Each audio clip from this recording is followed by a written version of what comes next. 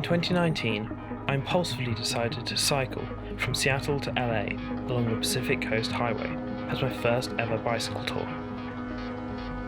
I had just spent nearly a year living and studying in Albuquerque, New Mexico, and before I headed home to England, I wanted to see a different side to the USA. This trip, around 2,200 kilometers in 30 days, was naively ambitious, considering my lack of long-distance cycling experience. Despite this, I was determined to try.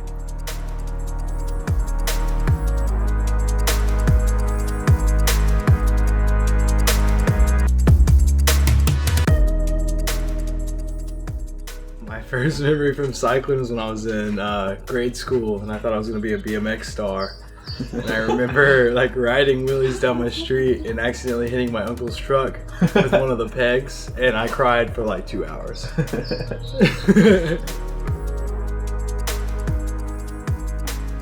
Oh, I distinctly remember. I was 5 years old, and I just remember falling over and over and over and over and over, and then all of a sudden it clicked, and ever since then I've been riding bikes.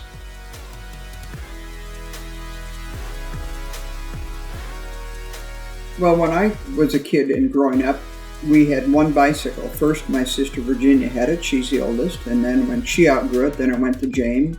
And then it got run over, and then my dad fixed it, and then I got it when it was my turn. We always were riding bicycles. We lived a long ways from any place, and so that's how we got places, was riding bicycles.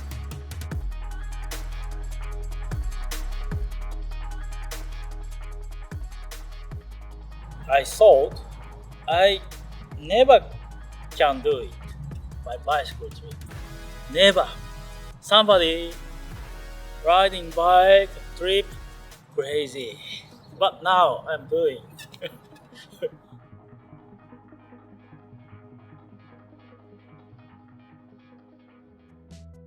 So we really like the idea of the cycle touring at a slower pace, and you see a more personable side of the country, rural often, and plus I like cycling.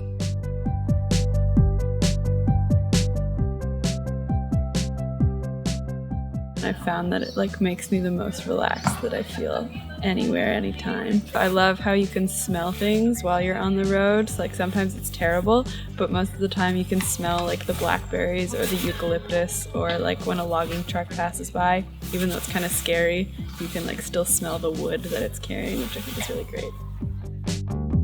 Bicycle trip is very silent, no engine sounds. So wind comes, rain comes, and bird singing, Oh, water sound, what that? Oh, waterfall there. Warmshowers is a community dedicated to providing free hospitality to cycle tourists, organised through a dedicated online forum. To ease my transition into the touring experience, I relied heavily on Warmshower hosts at the start of the trip. Every time I met a host, I couldn't help but wonder what motivated them to be so generous and open up their homes to complete strangers like me. I really like getting to know why people are touring, or how they're doing it, and just getting to know the people that are touring, because I think it's so cool, and only the best people choose to do something crazy like that and stop their whole lives and then just do this life on the road. I like that it's really simple, but it's also you get to see a lot of things. I don't know. It's it's a really good way to do life. I live right now with 5 other people, and I keep being can we start hosting cyclists? And they're I guess you should just do it because you ask about it so much. It's just so much fun to see people enjoying themselves and talking about their lives and where they're from. All good people. Great. Yeah. Every one of them's been phenomenal. Except for you. You've been a rock. But, there's always one.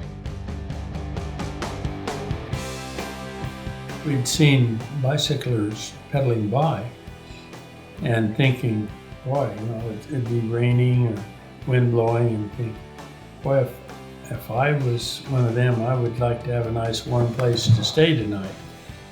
Not knowing anything about warm showers. And then when we found out about it, and yeah, we signed up right away.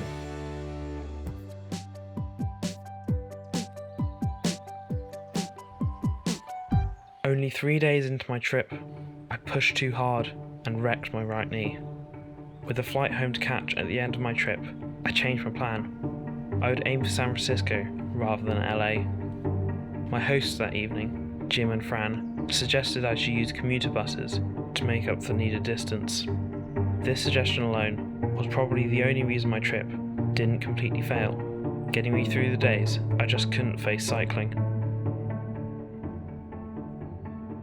We found a super awesome lady up at Sequim, Washington, and she was riding past us, and she said, "Hey, I live a couple miles down the road. I'm a warm shower host. I'm inactive right now, but if you'd like, you can come stay with me, like maybe tomorrow."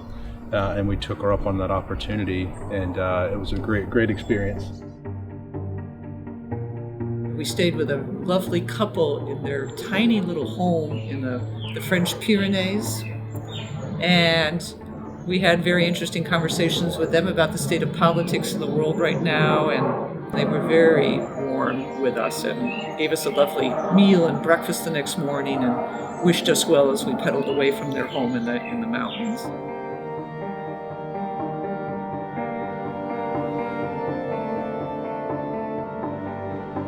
One time on the border between Oregon and Washington, these people had they gave me my own private guest house with a fully stocked fridge, and it was incredible. So it had like treats and then like wine and beer and I think some sort of like pre-mixed cocktail, and then you get to like shower, and then they had Wi-Fi and like my own bed. It was incredible. And in the morning they gave me breakfast and we all chatted about cycling stories. It was great. Nearly everyone I met on the trip had useful suggestions of some sort. Watching these interviews back now, with the benefit of hindsight, a few pieces of advice stand out.